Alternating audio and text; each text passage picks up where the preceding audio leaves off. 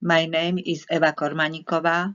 I am from Technical University of Košice, Slovakia, and I would like to present visual abstract for Fracture and Structural Integrity journal with title Numerical Study of the Lamination Process of the CFRP composite.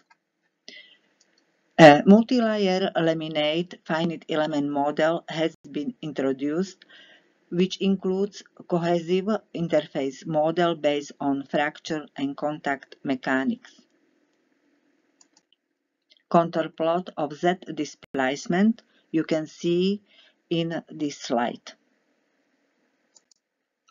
Comparison of numerical and experimental value of critical force can be seen in this table. In these three figures, you can see cohesive normal stress depending on time, relative displacement depending on crack length, and load depending on crack length diagrams. Numerical results in choosing time steps you can see in this table.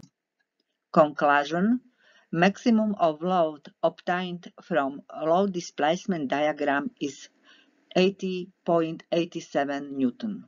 The delamination was stopped when the crack length A is equal to 19 mm and force F equal to 50.24 Newton.